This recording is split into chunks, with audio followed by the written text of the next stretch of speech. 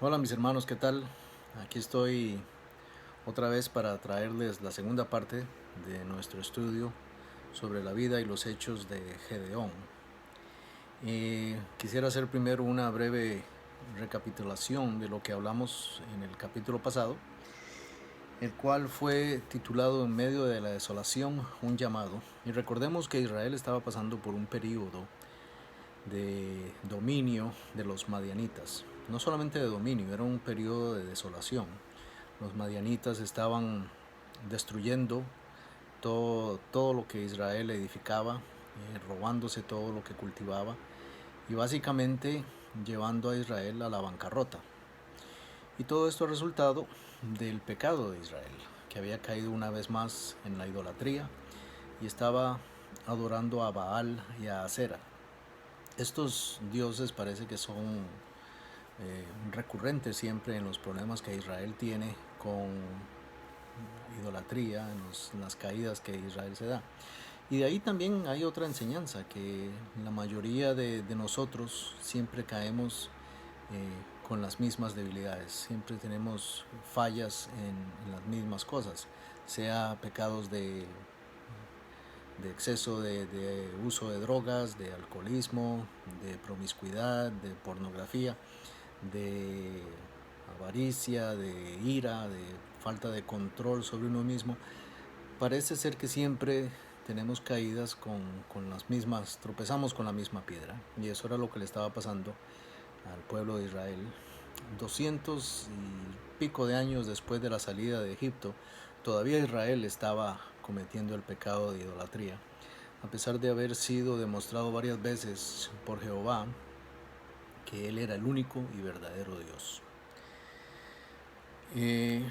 Gedeón fue llamado no por sus méritos, porque de hecho la Biblia nos cuenta que Gedeón era un agricultor, era un hombre sencillo, no era un hombre militar, no era un estratega, no era un general del ejército, era sencillamente un labriego que incluso estaba escondido, tratando de procesar el trigo que había logrado recoger.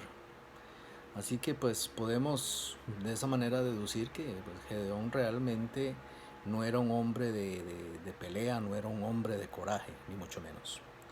Y sin embargo, cuando el ángel de Jehová se le aparece para llamarlo, le dice varón, guerrero y poderoso. Eso es bastante intrigante, que a pesar de que Gedeón era un labriego sencillo, como dice nuestro himno nacional, a pesar de eso, el ángel de Jehová se estaba refiriendo a él como un guerrero. Y eso nos recuerda que Dios siempre mira más allá de nuestras debilidades, mira más allá de nuestra propia imagen de nosotros mismos y sabe qué es lo que verdaderamente cada uno de nosotros lleva por dentro. La segunda parte, el segundo capítulo de este estudio, se llama Dudas, Misión y Defensa. Y está basado, permítanme un momentito que me refiera a mis notas porque tengo aquí todo esto pues escrito. Está basado en el capítulo número 6, de los versos 14 al 32. Son muchos versos, son 18 versos, así que he decidido dividirlo en 3 secciones. La primera sección vamos a hablar sobre las dudas que estaba experimentando Gedeón. En la segunda sección vamos a hablar sobre la misión que le fue encomendada. Y en la tercera vamos a hablar de la defensa que necesitó Gedeón después de haber cumplido la misión que le fue encomendada. Pero primero, antes de leer la escritura, vamos a primero leer los versículos del 14 al 24, pero antes de leer, por favor, vamos a ir delante de nuestro Padre Celestial en oración para pedirle que abra nuestro entendimiento y nos ayude a identificar el mensaje que Él tiene para cada uno de nosotros. Bendito Padre, te damos gracias por esta noche en la que ya podemos descansar después de un día de labor. Te damos gracias por lo que nos diste hoy, por la comida, por la ropa. Te damos gracias por nuestros trabajos, para aquellos que trabajamos. Y para los que no trabajan, también te damos gracias porque tú les has suplido lo que han necesitado hoy. Señor, si en este momento hay alguien que tenga otra necesidad que nosotros no sabemos en nuestra familia, te pedimos que seas tú el que la supla. Y de esa manera también te pedimos que ahora nos des entendimiento, que abras nuestra mente y que nos des una buena disposición para leer tu palabra y para entender qué es lo que nos quieres enseñar en esta noche. Todo te lo pedimos en el nombre que es sobre todo nombre, el nombre de nuestro Señor y Salvador Jesucristo. Amén. Vamos a leer entonces los versos 14 al 24 en el capítulo 6 del libro de los jueces. Y dice así la palabra del Señor. Y mirándole Jehová le dijo: Ve con esta tu fuerza y salvarás a Israel de la mano de los madianitas. ¿No te envío yo? Entonces le respondió: Ah, Señor mío, ¿con qué salvaré yo a Israel? He aquí que mi familia es pobre en Manasés, y yo el menor de la casa de mi padre. Jehová le dijo: Ciertamente yo estaré contigo, y derrotarás a los madianitas como a un solo hombre. Y él le respondió: Yo te ruego que si he hallado gracia delante de ti, me des señal de que tú has hablado conmigo. Te ruego que no te vayas de aquí hasta que vuelva a ti y saque mi ofrenda y la ponga delante de ti. Y él respondió: Yo esperaré hasta que vuelvas. Y entrando Gedeón, preparó un cabrito y panes sin levadura de un efa de harina, y puso la carne en un canastillo y el caldo en una olla, y sacándolo se lo presentó debajo de aquella encina. Entonces el ángel de Dios le dijo: Toma la carne y los panes sin levadura, y ponlos sobre esta peña, y vierte el caldo. Y él lo hizo así. Y extendiendo el ángel de Jehová el báculo que tenía en su mano, tocó con la punta la carne y los panes sin levadura, y subió fuego de la peña, el cual consumió la carne y los panes sin levadura, y el ángel de Jehová desapareció de su vista. Viendo entonces Gedeón que era el ángel de Jehová, dijo: Ah, Señor Jehová, que he visto al ángel de Jehová cara a cara. Pero Jehová le dijo: Paz a ti, no tengas temor, no morirás. Y edificó allí Gedeón altar a Jehová, y lo llamó Jehová Salom, el cual permanece hasta hoy en Ofra de los Abiezeritas. Cuando leemos estos versos así de corrido, a veces es fácil perder o dejar de identificar ciertos rasgos del carácter de Gedeón. Una de las cosas que más me causó interés cuando leí aquí y traté de leerlo un poquito más detenidamente es darme cuenta de que Gedeón era bien desconfiado. Era un hombre que, a pesar de tener delante de sí a un ángel de Jehová, no lo estaba reconociendo como tal, aún así estaba desconfiando. Vemos que Gedeón le dice que si he hallado gracia delante de ti, deja que vaya a mi casa y prepare una ofrenda y te la traiga. Y el ángel de Jehová le dice: Ve, yo estaré aquí cuando regreses. El ángel sabía cuál era la intención de Gedeón.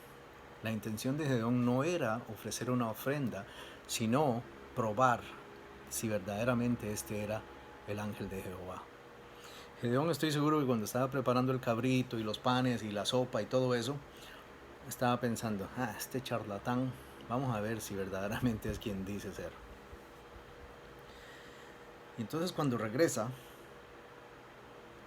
y el ángel de Jehová está ahí todavía, Gedeón aún todavía está con duda. Y el ángel le dice: pon la carne, pon los panes, vierte el caldo. En pocas palabras, moja todo eso que está ahí. Luego extiende su báculo. Su báculo es un bastón, una vara larga para apoyarse cuando uno camina. Y fuego sube de la peña. No fue que fuego cayó del cielo, sino que subió directamente de la piedra donde estaba la carne y los panes, y consumió todo aquello, no dejó nada. Pero luego de que la llamarada y el humo y todo se aclara, el ángel ya no está ahí. Y ahí es donde Gedeón verdaderamente se da cuenta de que quien le estaba hablando directamente, cara a cara, era el ángel de Dios. Y entonces ahí teme por su vida. Porque en la tradición del Antiguo Testamento, cualquier persona que mirara a Jehová cara a cara, o que mirara al ángel de Jehová cara a cara, o que pisara terreno sagrado sin haber sido primero consagrado, moría. Sin embargo, aquí, cuando Gedeón dice: ay Señor, he visto a tu ángel cara a cara, Jehová le responde: paz a ti, no morirás. Y por eso Gedeón decide llamar ese lugar Jehová Salom. Salom viene de la palabra hebrea que es Shalom, que significa paz. Y es interesante ver que Dios adivina los pensamientos y las intenciones del corazón. El Señor sabía que lo que Gedeón estaba haciendo no era una ofrenda de corazón, sino una prueba. Estaba tratando de aclarar sus dudas. Por eso la primera sección de este estudio de hoy se llama Dudas. Ahora, una vez que la duda fue aclarada, Jehová le encomienda una misión muy peligrosa a Gedeón, y vamos a leerla en los versículos 25 al 27. Y dice así la palabra del Señor. Aconteció que la misma noche le dijo Jehová: toma un toro del hato de tu padre, el segundo toro de 7 años, y derriba el altar de Baal que tu padre tiene, y corta también la imagen de Acera que está junto a él. Y edifica altar a Jehová tu Dios en la cumbre de este peñasco, en lugar conveniente. Y tomando el segundo toro, sacrifícalo en holocausto con la madera de la imagen de Acera que habrás cortado. Entonces Gedeón tomó 10 hombres de sus siervos, e hizo como Jehová le dijo, mas temiendo hacerlo de día, por la familia de su padre y por los hombres de la ciudad, lo hizo de noche. Y vemos que Gedeón sigue desconfiando, sigue teniendo miedo, sigue teniendo dudas y sigue demostrando su carácter débil, sigue demostrando que no es verdaderamente un hombre de coraje, un hombre de guerra. Y aquí es cuando nos damos cuenta que a veces los planes de Dios no tienen sentido. ¿Qué sentido tenía que Dios escogiera a un labriego, a un hombre que aparte de que no tenía ningún entrenamiento militar, era un hombre de carácter débil? ¿Qué sentido tenía eso? Bueno, pues sencillamente que Dios se fortalece en nuestras debilidades. Y estas debilidades debemos ponerlas delante de Él para que se tornen en puntos fuertes. También vemos que le ordena tomar el segundo toro de 7 años y sacrificarlo. Y aquí me tocó hacer un poco de averiguación, de trabajo de detective, para aprender o descubrir por qué el segundo toro. Y bueno, tenemos que recordar que Israel estaba viviendo en un periodo de idolatría en este momento. Y el primer toro normalmente lo engordaban, lo dejaban crecer hasta que ya estuviera bien robusto y se lo sacrificaban al dios Baal. O sea, ese toro no era apto para sacrificio porque ya estaba contaminado por la intención del pueblo de Israel, o del pueblo de esta ciudad en particular, de sacrificar ese toro a Baal. Por eso el Señor le dice que coja el segundo toro. El segundo toro todavía está limpio, no ha sido contaminado con intenciones de sacrificárselo a ninguna otra deidad. Y es interesante también darse cuenta que este toro es de 7 años, que es precisamente el periodo que Israel ha estado bajo el dominio de Madián. O sea, aquí el Señor, pidiendo que le sacrifiquen el segundo toro, está dando señal de que el cautiverio, de que el dominio, de que este periodo de prueba está por terminar. Estos 7 años están por terminar con el sacrificio de este toro. Entonces Gedeón, como dijimos anteriormente, por miedo de lo que podía pasar, decide hacer esto a escondidas, de noche. Derriba el altar de Baal que había edificado su padre destruye la imagen de acera y usa la madera de esos ídolos para sacrificar el toro. Al día siguiente, todo el mundo se da cuenta de lo que pasó, y es fácil suponer que los 10 hombres que Gedeón había llevado consigo, pues lo habían echado para adelante, ¿no? Lo habían tirado debajo del bus para ellos librarse del problema. Porque era un problema. En este momento tenemos que recordar que Israel estaba en un periodo de idolatría, y el culto a Baal era no solamente religioso, sino político. O sea, Gedeón había cometido un crimen no solamente de carácter religioso, sino de carácter político. Había atentado contra el Estado. Se podía decir que era un terrorista. Y lo irónico de la situación es que los propios israelitas querían matar a Gedeón por haber destruido un ídolo, cuando en el libro de Éxodo, en el libro de Levítico, en Deuteronomio, se nos dice que el castigo contra la idolatría es la muerte, y es la muerte por apedreamiento. Pero los israelitas no se acuerdan de eso. Están tan entregados a su pecado de la idolatría que quieren virar la ley y matar a Gedeón. Sin embargo, aquí es donde vemos la defensa de Gedeón en su padre Joás. Sale a su defensa y dice: no, un momentito, acuérdense que Baal, si verdaderamente es un dios, se puede defender solo, y el que lo quiera defender ahora es el que tiene que morir. O sea, Joás les recuerda que no es lo que hizo Gedeón que merece la pena de muerte, sino lo que están haciendo ellos mismos. Lo cual es otra enseñanza que nos recuerda que nuestras acciones diarias, nuestras justicias, la Biblia nos recuerda que son como trapos de inmundicia. Lo que hacemos a diario es lo que nos condena delante de Dios y lo que nos da a merecer la pena de muerte. Sin embargo, el sacrificio que está aquí representado por el toro de 7 años, y que en este momento está dándonos una imagen del sacrificio que vendrá en un futuro, que es el sacrificio del Señor Jesús, nos ha librado de esa pena de muerte y ha pagado nuestra deuda. Entonces vemos aquí que, y perdonen que me adelanté con la defensa, vamos a leer capítulo 6, versos 28 al 32, y dice: por la mañana, cuando los de la ciudad se levantaron, he aquí que el altar de Baal estaba derribado y cortada la imagen de acera que estaba junto a él, y el segundo toro había sido ofrecido en holocausto y sobre el altar edificado. Y se dijeron unos a otros: ¿quién ha hecho esto? Y buscando e inquiriendo le dijeron: Gedeón, hijo de Jehová, de Joás, lo ha hecho. Entonces los hombres de la ciudad dijeron a Joás: saca a tu hijo para que muera, porque ha derribado el altar de Baal y ha cortado la imagen de acera que estaba junto a él.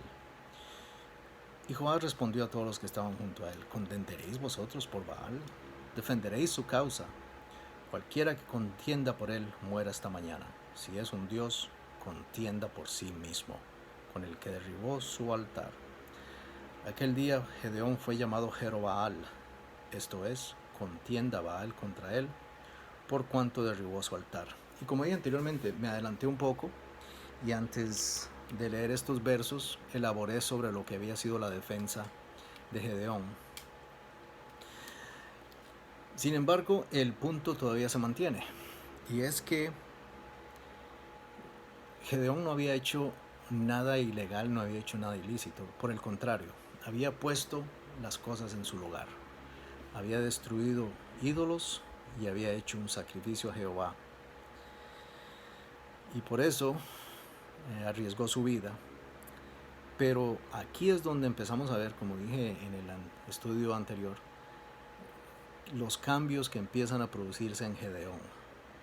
Gedeón ya ha recibido 2 señales.